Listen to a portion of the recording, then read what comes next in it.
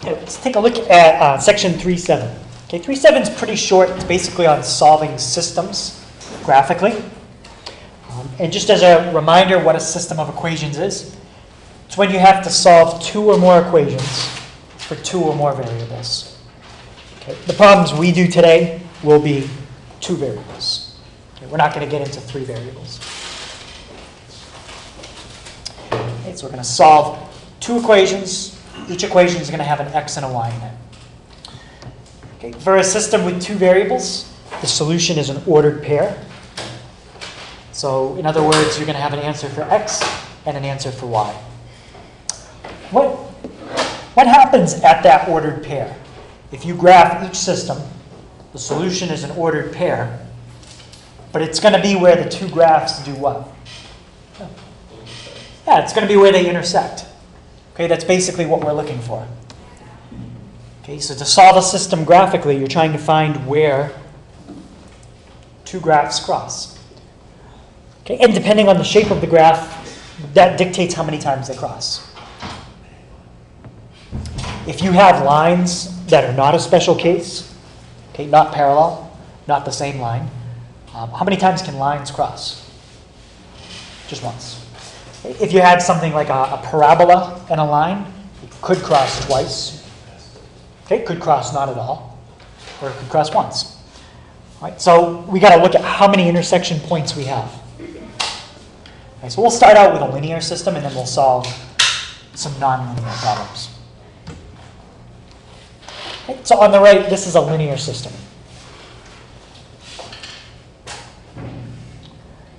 Okay, if I want to solve it graphically, the way it's set up right now, it's not really ready to plug in. What do I have to do to it so that I can plug this in on a calculator? Actually, I have to do it to both these equations. Yeah? To get y by itself? Yeah, we're going to get y by itself. Okay, so we got to rewrite both of these in y equals. Okay, let's start with the first one. Andrew, what would be my first step to get y by itself in the top one? Minus 2. Yep, so we have 3y. And what I'm going to do is put the minus 2x first. I'm going to put it in mx plus b. Okay, and shall be my last step? Divide by 3. Yeah, we just divide everything by 3. There's my first equation. Y equals negative 2/3 x plus 5/3.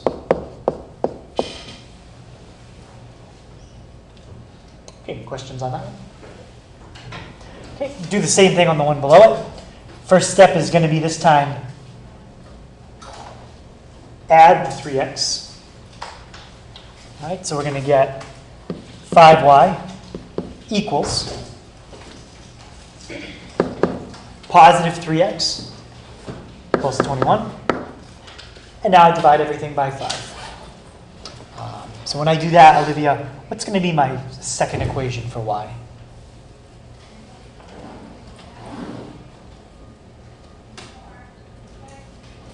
Y equals 3/5 x plus 1/5. Yeah, we get 3/5 plus 21/5.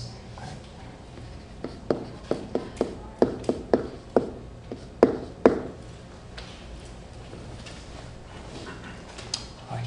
Any questions on that? All right, now let's type it in and see what we got. All right, so we've got negative 2/3 x, which you can type in as negative 2x over 3, or type it in just like that, plus 5/3. Okay, and my second equation, 3/5 x. Oops, 3/5. Let's try again. Plus 21/5. If you don't put parentheses around the first part, it's going to throw the x in the denominator, so it'll be 3 over 5x. We don't want that. Okay, let's try zoom 6. Speed it up. And we're looking for where those two lines cross. Somebody remind me, how do I do that? What are the buttons I have to press? Graham? Yep, intersect. Since there's only one intersection, just pick a point on the first curve, second curve, and the guess doesn't really matter. Right, so the answer is -2, 3.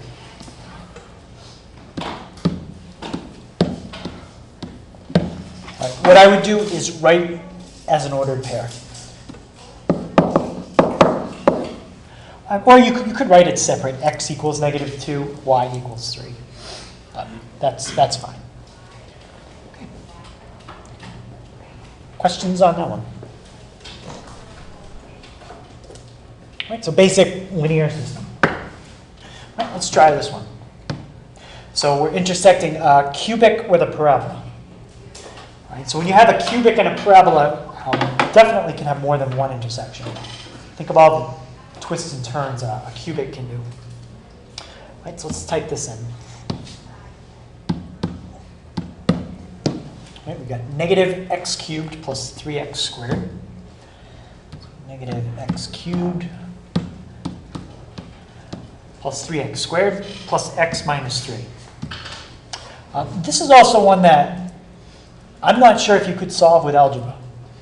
You'd have to play around with it and hope that something special happened. This last one you definitely could do with algebra. Very, very basic system. Right, but even if we can't solve it with algebra, we can still solve it graphically and get an approximate answer. And then -2x squared plus 5. Right, start with zoom 6. And looking at it, you should have a picture like that on yours. How many intersections do we have here? 2. Okay, see 2 on the screen. But maybe I should try to zoom down a little bit further, because this red line and blue line look like they're getting closer. All right, so let's set your y min at, let's try -40. All right, so we'll still be able to see the first 2. And you know what, I'm gonna go a little lower, but I am gonna get one more. Okay, let's try like -55. Okay, so anytime you graph it, make sure you always look off the screen to see if there's one more, or multiple. Okay, so second calc intersect.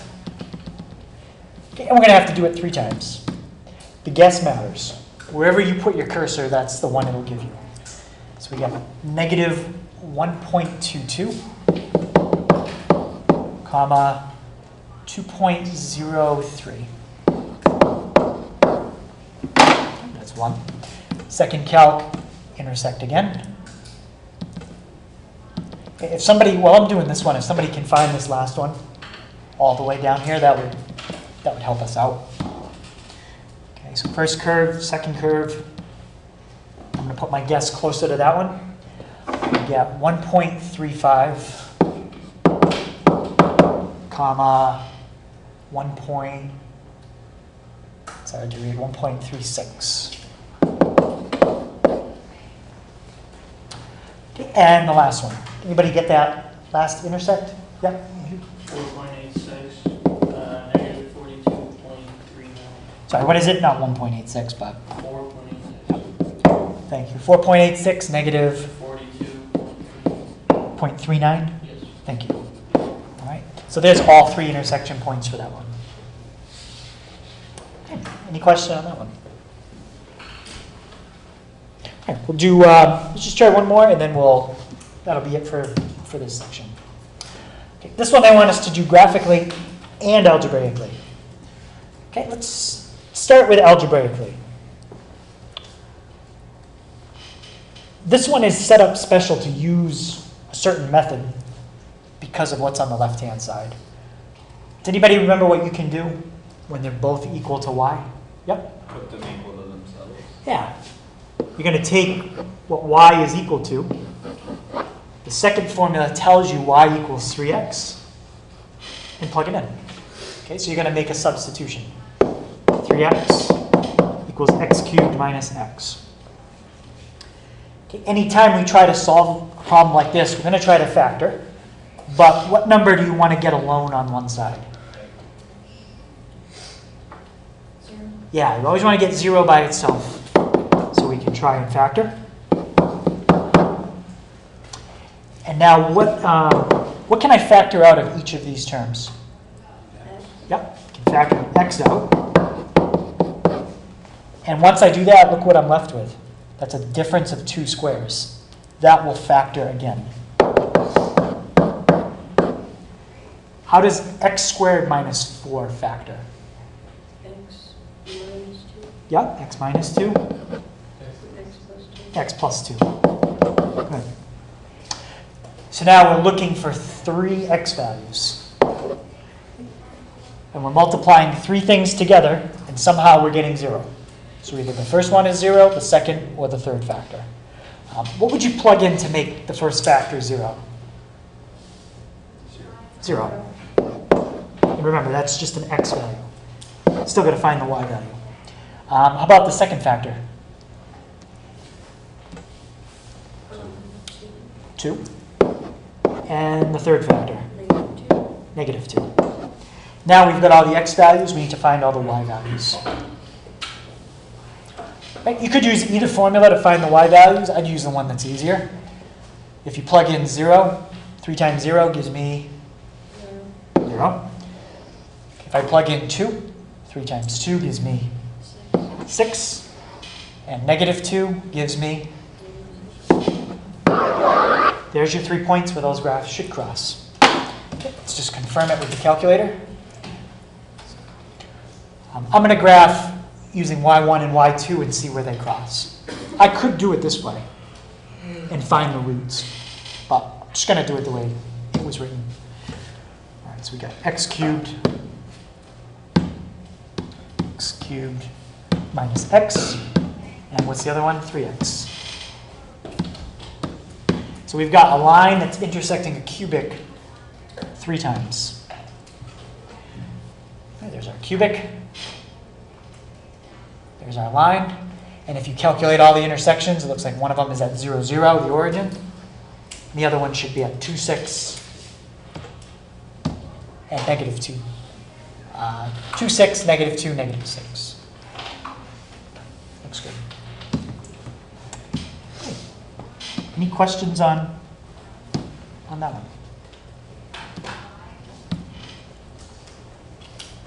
All right, so as I said, that's it for section 3.7. Pretty quick.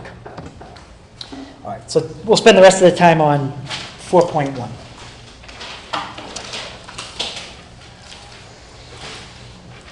So 4.1 is on what we call rational functions. Okay, so that's what I'll start out with. What is a rational function? Okay, well, first of all, rational, you think fraction. Okay, it's a fraction. And specifically, it's a fraction where the top and the bottom are polynomials. Okay, so a rational function is a fraction where the top and the bottom are polynomials. P of x and q of x can be any polynomial you want, except q of x cannot equal a certain number. What number can you never have in the bottom of a fraction? 0. Q of x cannot be the 0 polynomial.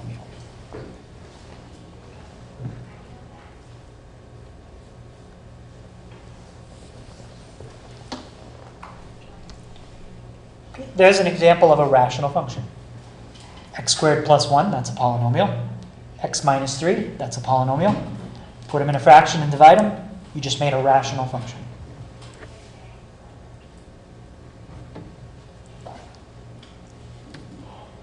Okay, here's another one. Okay, g of x. 3x squared minus 4x plus 1, that's a parabola.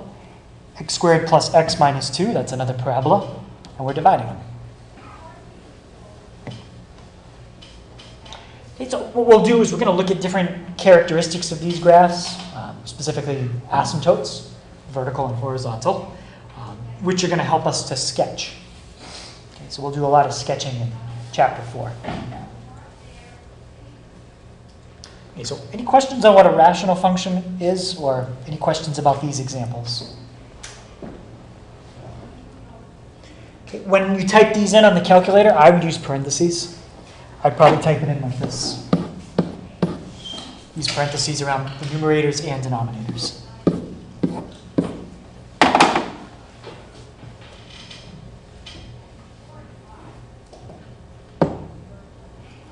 All right, the domain.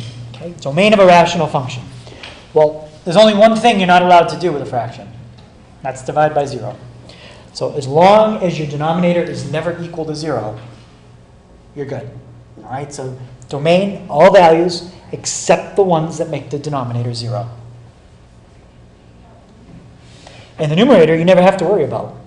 The numerator is a polynomial. You can plug anything you want into the numerator of a rational function because it's a polynomial. Right? Just make sure your denominator would never equal 0. Right, so let's take, in fact, we'll take the first two examples we just had. Okay, I want to find the domain of 1a.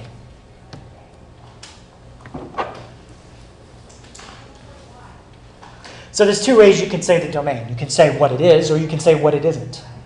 Right? We'll do this one both ways. So Graham, what do you think the domain is or isn't? All values except 3. All right, so he's saying all the values it is except for 3. Okay, so all reals except the value x equals 3. Okay, so that's one way you can write it. Another way you can write it is as an interval. What's the lowest value I could pick?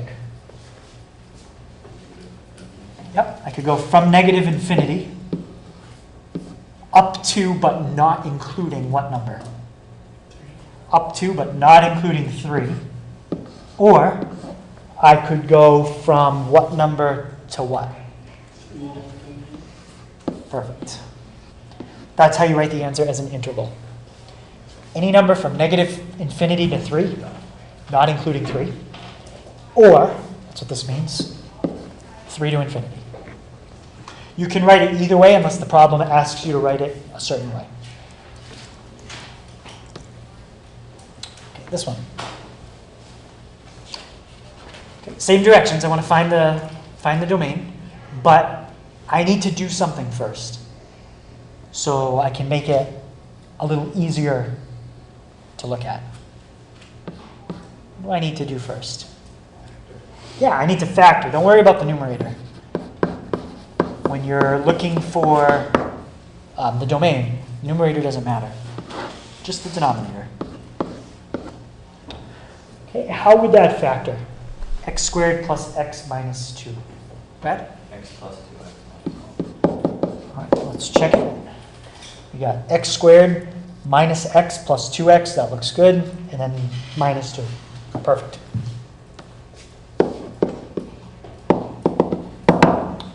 Okay, so what's my domain here? That's a parenthesis. Yep. All real numbers except -2. Okay, so we got all reals except x equals, what is it? 1 and -2. 1 and -2.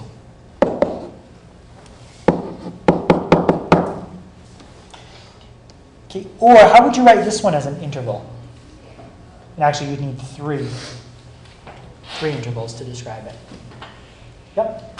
From negative infinity to -2, Yep. and then from -2 to +1, and then +1 to infinity. Good. Okay. Notice here all parentheses because you cannot include -2. Pick anything in those intervals. Okay, questions on that one? Okay, and the third one I had is actually easier than this one. Anybody need me to go through this one? It's already factored for you, so it would be all reals except what two numbers?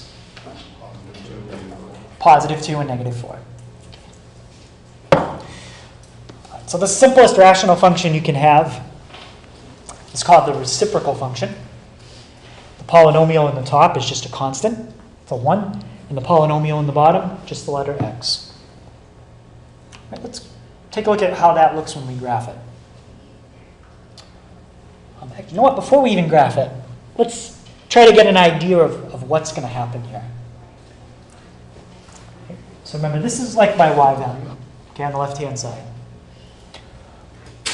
What happens to y as x gets really big? Okay, and you plug it into this fraction. Let's say x is 1,000,000. You plug it in. So when x is 1,000,000, y is 1 divided by 1,000,000. That's pretty close to what number? 0. Yeah, it's getting closer and closer to 0. Okay, let's see what happens if we plug in a really big negative number. Okay, like negative 1,000,000. 1 divided by negative 1,000,000. What kind of number would that be? It would be very close to what? 0. Yeah, that would also be very close to 0. Okay. Let's look at it a different way. Let's look at what happens when x gets close to 0. Okay. Could we actually fill 0 in for x? No, we divide by 0. But what if I got really, really, really, really close to it? Like 1 divided by 0.000001. What's going to happen when I hit enter? What kind of number am I going to get now? Huge number. Okay, 1,000,000. Right? So as we get very, very, very close to 0, this graph is going up very high. As we get farther away from the origin, okay, as x gets bigger and bigger and bigger, it's getting closer to 0. Right? So let's see what it looks like. 1 divided by x. So we get this graph. So we just squeeze it in here. That is basically curving up very, very quickly as you get towards the origin. Okay? The closer you get to the origin, the higher it goes. And as you head further to the right, it's getting closer and closer to 0. Can this fraction ever equal 0? Why? What if I let x be a billion or a trillion? Why can't it ever equal 0? Yeah? Because then you have 0 Actually, 0 in the denominator is not what would make a fraction 0. Where would you have to put a 0 in a fraction? In the numerator. And the numerator is always what number? 1. I don't care what you divide 1 by. Besides 0, that's a separate. Can't do that. But divide 1 by anything. It'll never come out to 0. Okay? Even if you take 1 and divide by a trillion, it's very, very small, but it's not 0. Okay? Any question on that? Right, so as x approaches infinity, and as x approaches negative infinity, what's y approaching? 0. Yes, y approaches 0. Okay. This is getting to the idea of what's called a horizontal asymptote. Okay. In this particular function, y equals 0 is a horizontal asymptote. An asymptote is basically a line that we're getting closer and closer and closer to. But we're never actually reaching it. Okay, so if I put in the line y equals 0, that blue line is just getting closer and closer and closer, but it will never actually touch it. Okay. Usually what we do is we put in a dotted line where our asymptote is. A little thinner than that would be nice, but that's better. Okay, that's where my asymptote is. There's also a vertical asymptote. I didn't draw that one. We're going to talk more about the vertical ones later on. Okay, so this graph has two asymptotes. Okay, so the way you find a horizontal asymptote is let x get really big. Okay, what do I use for a really big number? I think like 1,000,000. Okay, as x gets really, really big towards the positive side or the negative side, what's happening to y? If you can, in this particular one, it gets closer to 0. Yeah. Whatever's happening to y, that is your horizontal asymptote. Okay, here's some other examples of asymptotes. This one's kind of like the one we looked at earlier on the left. It's a curve that's just getting closer and closer. This one's a little different. It actually crosses the asymptote very early on, kind of has a local or a maximum, comes back down, and it's just going to get closer and closer. So you can cross an asymptote. Okay, these graphs, this one up above doesn't. But you can have a graph that does. Because for an asymptote, you're looking at what's happening far away. You're not looking at what's happening close to zero. You're looking at what's happening out towards infinity or negative infinity. In this case, it looks like it's only going to have an asymptote towards infinity. Probably not towards negative infinity. Maybe it just goes up or something. Okay, in page 217, they've got more pictures similar to this. But I think that gives you the gist of it. All right, so let's see if we can find the horizontal asymptote for this. All right, so when we're writing asymptotes, you have two choices. It's either x equals if it's one of them, or y equals if it's the other one. Which letter does horizontal use, x or y? Yep. Okay, and now in your head, let x get really big. Pretend x is 1,000,000. Take 1, divide by 1,000,000, and then add 2. And ask yourself, what number is that pretty close to? 2. Yeah. 1 divided by 1,000,000 is like 0.000001 plus 2. It's like 2.000001. So this graph is going to get closer and closer to 2. If you did it towards negative infinity, 1 divided by negative 1,000,000, that's like negative 0.000001 plus 2, it's like 1.999999. Okay, getting very close to 2. Okay, and how about this one? If you let x get really big, what is this expression going to approach?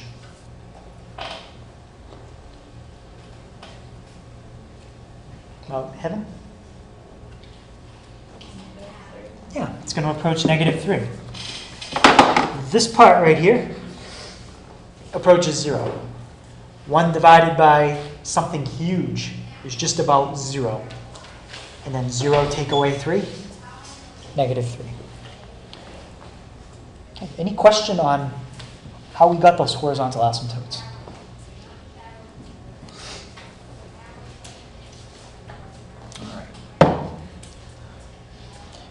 Okay, now I want to think of that plus 2 as a transformation now. What happens when you add a number onto the end of a function? Take a function, any function, and then put a plus 2 on the end. What does that do to it? Yep. Yep, vertically, which way? Up or down? Up. Yeah, it's going to take your function and move it up 2. So here's the original. Just kind of hugging the axes in quadrants 1 and 3. And if I want to draw the new one, this plus 2 just shifts it up 2. So this would be like that. And this one like that. And if I wanted to draw in the asymptote, it's right there. Okay, don't worry about drawing the vertical asymptote. We haven't really talked about that one yet. We'll get to that.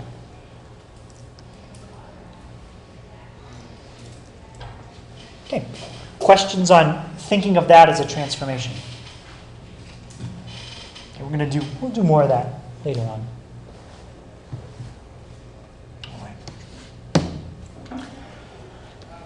Sometimes we can have a function that has 2 horizontal asymptotes. I think this is probably the trickiest problem today. And what we'll do is we'll break it into cases. Right? And then we're going to use division. You're never going to have to break it into more than 2 cases. I'm not going to give you a problem that would have like 4 or 5 cases. Okay, just 2. So I want to show algebraically first that this function I'm about to give you has two horizontal asymptotes. Okay, and the reason we have to break it into cases is because of something in the denominator. Okay, that absolute value. Right, and the way you can kind of think of what the cases would be is, think if you were, on your graphing calculator or on a computer, you were writing a program. Somebody types in a number, and the computer is going to spit back the absolute value. There's only two cases you really need to think about. Sometimes you can give back the same number the person types in. Sometimes you need to take the opposite of the number they type in. So with absolute value, when could you give back to the person the same number they typed in? As long as you type in something greater than or equal to 0. Okay? So that's going to be our first case.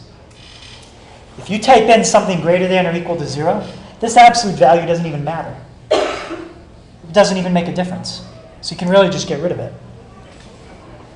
Okay? As long as you type in a number greater than or equal to 0, this and this will come out exactly the same. Okay, we'll worry about the second case in a minute. And what I'm going to do is use division. Okay? I'm going to divide x minus 2 by x plus 3.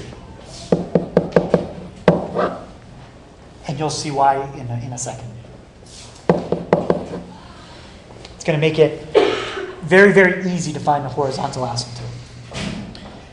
X goes into x one time. 1 times x is x. 1 times 3 is 3. And subtract. X minus x cancels out. What's negative 2 minus 3? Negative 5. Okay. So I can rewrite what's circled under case 1 as 1 minus because my remainder is negative, my remainder over my denominator. And we actually proved that last week. We had a little trouble at one point with the calculator, but we finally figured it out. We got it. So your quotient minus your remainder over your denominator. Okay. Now I've got a number, and then I've got plus or minus a fraction with a variable in the bottom. That's how it has to be set up. Just like these. Variable in the bottom with a number next to it.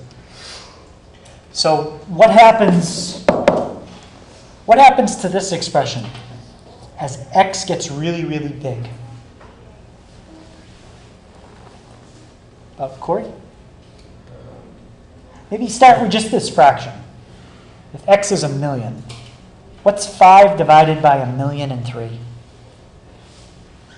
What's it close to? Really, really close to 0. And if you take 1 and subtract something really, really close to 0, basically you get what number? 1. That's your first horizontal asymptote. Okay, y equals 1. Okay, the second case, because of this absolute value, is when x is less than 0. What would you need to do to x if somebody gave you a negative number? Yeah, you'd have to take the opposite of it. So if somebody gave me a number less than 0, this and that, what I just circled in red, would come out exactly the same. If you try it, put in a number less than 0, try negative 2, fill it in for x, and those two things circled in red will come out the same. You'd have to take x, take the opposite of it, and that would make it positive. Okay, any questions on that? I think that's the hardest part. From here, we're just going to do the division again. See what we get. All right, so let's just divide it up. So we have negative x plus 3 divided into, let's see, we got x minus 2.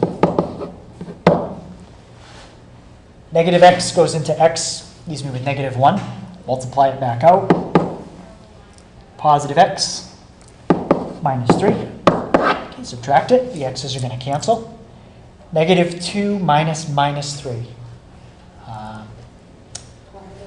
Yeah, negative 2 plus 3 or plus 1.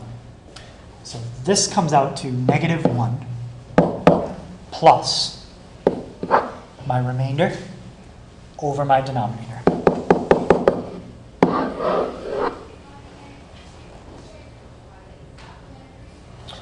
Okay. And what would be my asymptote here? Negative 1. Anytime you have a variable in a denominator and you let the variable get really big, this fraction disappears. The denominator gets huge, the numerator stays the same, and it approaches 0. And try plugging in negative 1 million. Plug in negative 1 million, negative negative 1 million is 1 million, plus 3, 1,000,003. 1 divided by 1,000,003, very small. Negative 1 plus something very small is negative 1. Okay, so just to kind of write the final answers and organize a little bit, horizontal asymptotes, y equals 1, y equals negative 1. That's the answer. Okay, let's graph it, see what that looks like. So in the numerator, use parentheses around x minus 2. Okay, if you don't, the division could mess some things up. Divided by absolute value of x plus 3.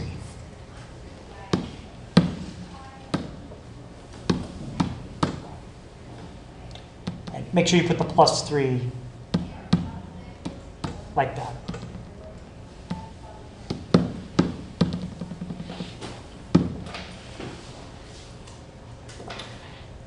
Okay, this time, I know I'm never going to go above 1 or below negative 1. Be kind of sandwiched between those two values. Okay, so what I'm going to do is set my min and max at 1 and negative 1 for y.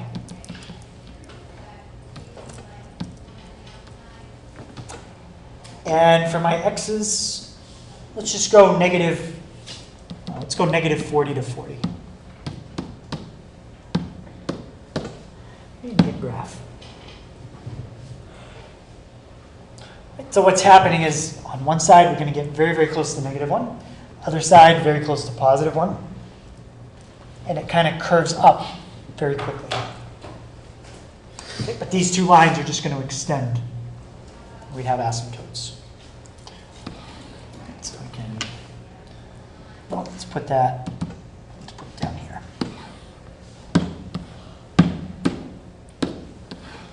So there's your asymptote at y equals 1. And here's your asymptote at negative 1.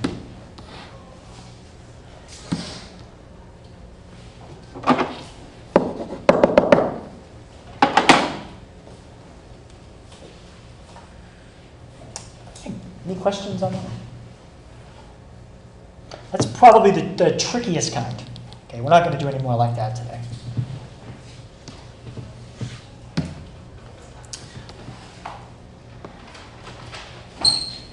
I already asked you guys this question earlier, but what happens to y as x, now it's not approaching infinity, it's getting very close to 0. Okay, what happens to y as x gets very, very, very, very small? Y gets very big. So as x approaches 0 from the positive side, just to make this clear, when you approach 0 on a number line, there's two sides you can approach from. You can approach from the positive side, which is that way, from the positives. Or you can approach from the negative side. Okay, if you approach from the positive side, y increases forever. Okay, y gets huge. Right? And that's the notation for it. As x approaches 0 from the positive side, y approaches infinity.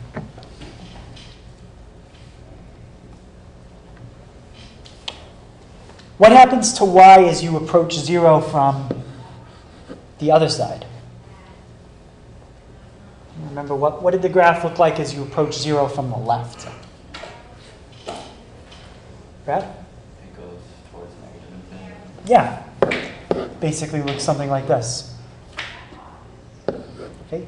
As you approach 0 from the negative side, all of a sudden the graph, it just drops off. Okay? And approaches negative infinity. And that's the notation for approaching 0 from the negative side. Right, so what we're kind of getting at here is the idea of a vertical asymptote.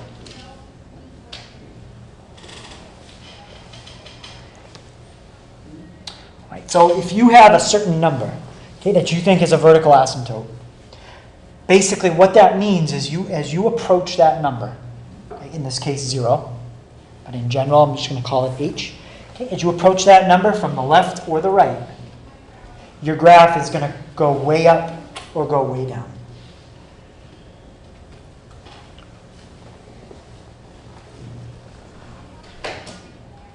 All right, so a number is a vertical asymptote if, as you approach that number, y goes up to infinity or towards negative infinity.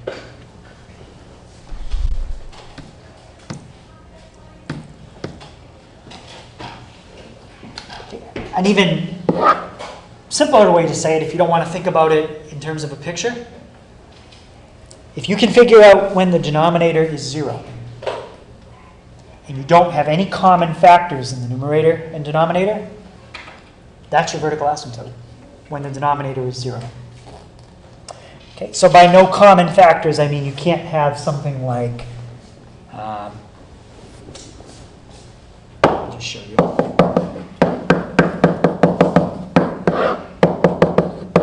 That will not have a vertical asymptote at 2, because you have a common factor in the top and the bottom. Does anybody remember what happens here when you graph it with a common factor?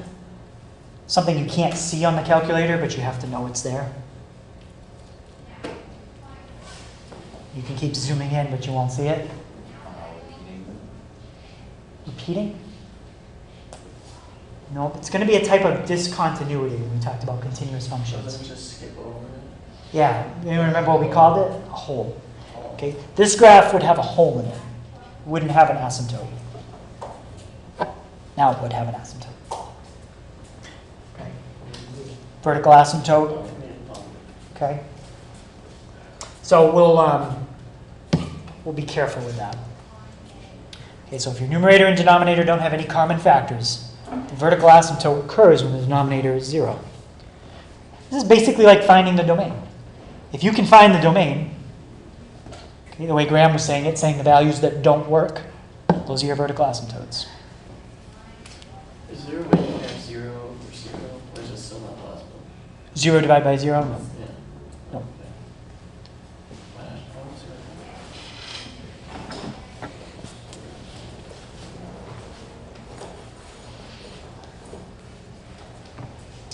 All right, so when you're writing a vertical asymptote, do vertical lines start out x equals a number or y equals a number?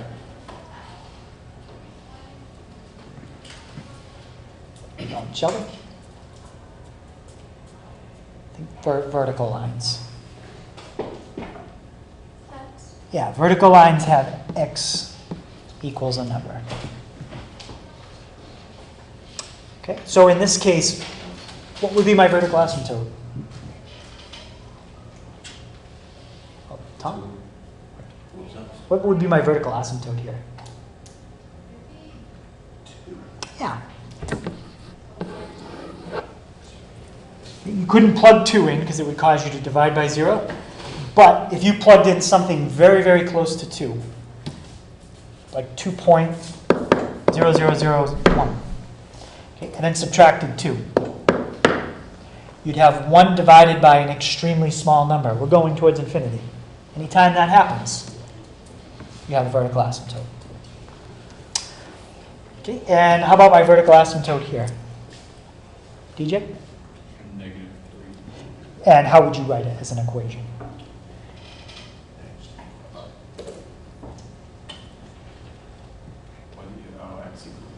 Yes. So So I guarantee on a test, if it's a multiple choice question, the two choices I would definitely list, x equals -3, y equals -3. One's vertical, one's horizontal. Okay. So make sure you know which letter is which. All right. So if you look at that -2, okay, we've talked about this as a transformation as well. Okay. It's like the difference between, let's say, x squared minus 2 and y equals x minus 2 squared. What happens when I put the 2 inside the function rather than on the end of it? Bring it to the right. Yeah, it's either going to bring it left or right. In this case, you're correct. It moves it to the right. Okay. Look at the number after the minus sign. Okay, whatever's after the minus sign, if it's positive, it moves it right. If you had something like, let's see, there's the other one, with a plus, think of it this way. Look at what comes after the minus sign, -3. This one would shift left. It would also shift down as well. All right, so if we want to graph this one, start with the original, which always looks like that. And this time it's going to just move everything 2 to the right. Okay, so move about like, yeah, my graph's a little off, but your vertical asymptote would be right. Let's just put it right there. Okay, horizontal asymptote, right there. Okay, in this case, horizontal asymptotes aren't affected by moving left and right. Just like vertical asymptotes aren't affected by moving up and down. Okay, anyone need me to graph this one? It would just be left 3, down 1. All right, so make sure you keep those transformations in mind. Okay, they're going to help us with this one. All right, so here they want us to find both asymptotes and describe all the transformations to change 1/x into this. The way f of x is written, that's not easy to do. So we're going to rewrite it. Is there anything I could find, though, out of these two things? Something I could find quickly just by looking at it? And if this is all they asked for, I'd be done. Yeah, what's the vertical asymptote? 5. Yeah. X equals 5. If that's all they wanted, you don't have to do anything. X equals 5.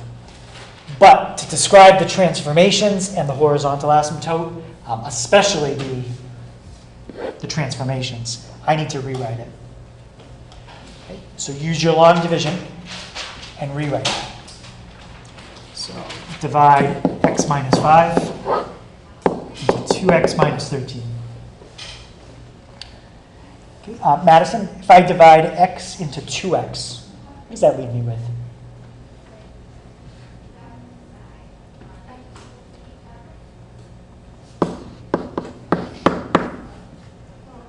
Two. Yeah, I'm going to be left with 2. Okay, multiply the 2 back out.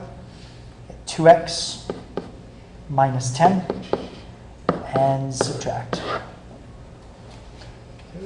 Andrew, when I subtract, what am I left with? -3. Good. All right, so rewrite it. So f of x is my quotient minus, because I have -3, my remainder, over my divisor. Okay, what I would do is I would switch the order. We normally don't do it this way, we do it like this. Now there's four things happening here. Okay, we'll talk about what the -5 does, the 3, the negative, and then the +2. Okay, but before we do that part, let's see if we can just get our horizontal asymptote.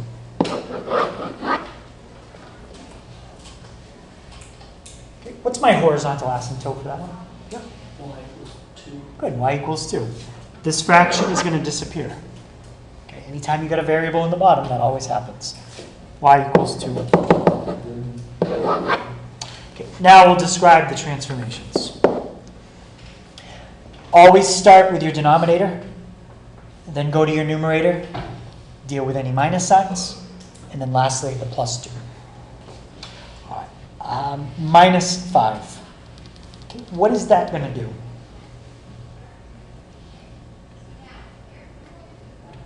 What's that minus 5 going to do? Yeah. Sure. Yeah, it's going to shift right 5. So that's step 1. Shift right 5. Second thing is this 3. I'm going to give you a hint. That's kind of like doing this. What happens when you take a function and multiply by a number in front? What does that number do? That's what's happening right here. Yeah? Can you stretch it? Yeah, by how much? By 3. Yeah, in this case, it's a vertical stretch by a factor of 3. Okay? Vertical stretch by a factor of 3.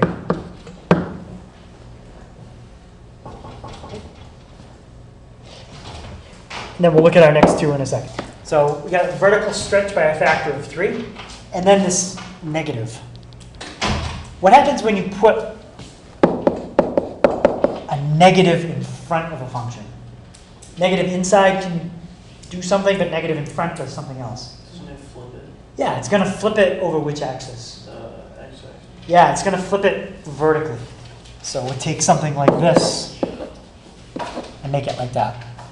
Okay, so vertical, you could say flip over the x-axis or reflect. Okay, either way. Flip over x-axis. And then the last one, the plus 2 on the end, that's going to do a shift up 2. Okay, shift up 2.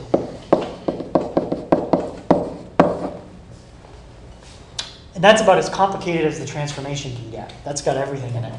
Stretching, shifting, reflecting, all that stuff. Questions on that? All right. So the last problem we'll do is a mixture type of problem. A lot easier than the mixture problems we did a week or 2 weeks ago. Okay. But to do it, you have to understand this idea. Right? If I tell you that I have 50 ounces of a liquid and it's a 35% acid solution, that means if you take 50 times 0.35, this number is how much actual acid is in the solution. Okay? Out of the 50 ounces, only 35% of it is actually acid. The remainder could be water or something like that. Okay. Any question on that? All right. So that's all you really need to know. And then we can just jump to the example. I'm going to add X ounces of pure acid to a solution I basically just mentioned above. It's a 50-ounce solution of 35% acid. Okay. What I want to do is find a graph for the new concentration. Okay. In other words, I want to find a graph of the percent acid in the solution.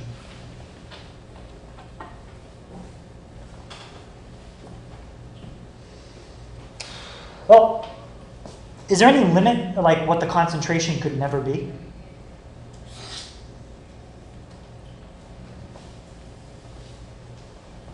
Yeah? Negative.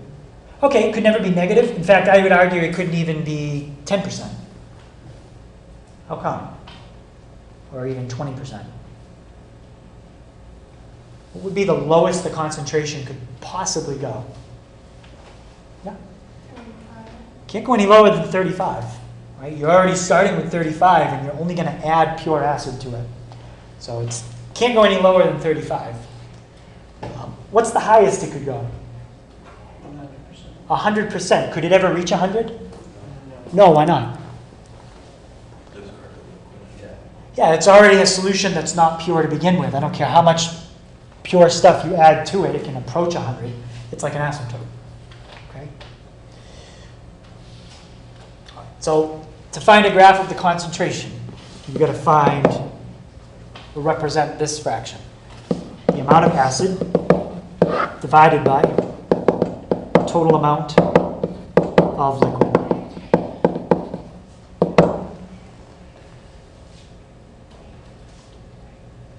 Okay, so let's start with the amount of acid. How much acid is in this solution to start with? 50 ounces. 50 ounces, that's going to be part of the total. But remember, only 35% of it is really acid. Oh, yeah, it was like 17 point something. Yeah, it's actually the one I did up above. 50. Okay, it's 17.5. Plus, how much pure acid are we going to add to it? X. So that's the amount of acid that you're going to have. And the total amount of liquid. Okay, how much liquid are we starting with? 50 ounces. Plus, how much liquid are we adding? X. There's our concentration as a function of X. Okay, let's put that in the calculator. And that'll help us to answer our last part. I'm going to want to know how much acid do I need to add to make this a certain concentration. All right, so we got 17.5 plus X divided by 50 plus X. All right. We've already talked about what the concentrations, reasonable values it's going to be between. Can't go any lower than 0.35. What's the highest it can go?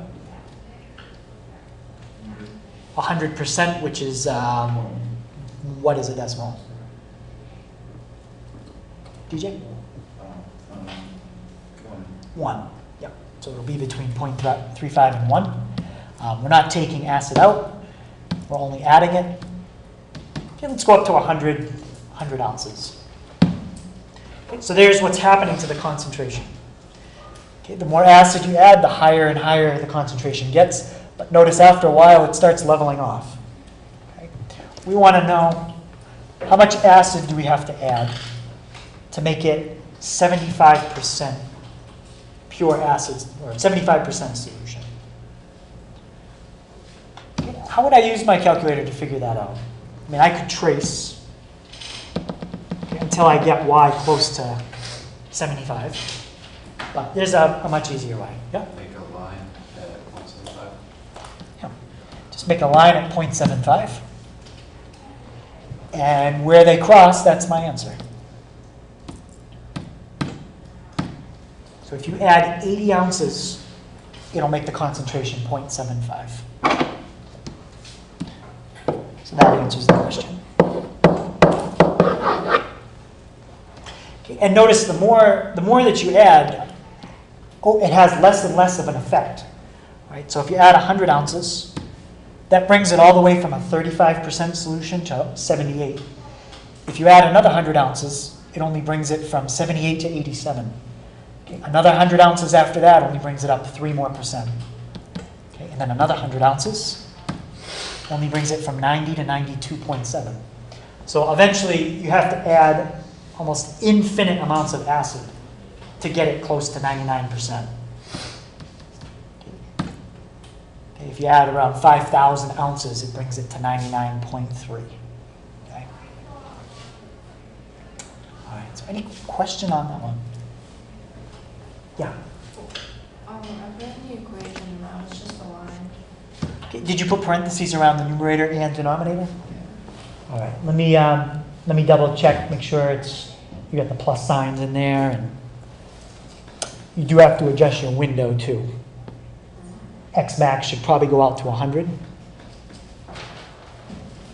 But we can take a look at the window. It could be it too. Okay, any other questions?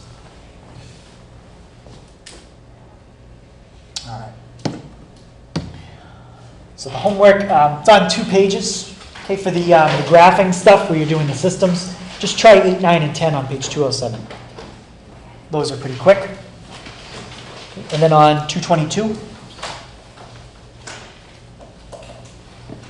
1 through 7, 11 to 21 odd, 23, 25, 31, 37, 38, and 48. On 48, just do parts A and B.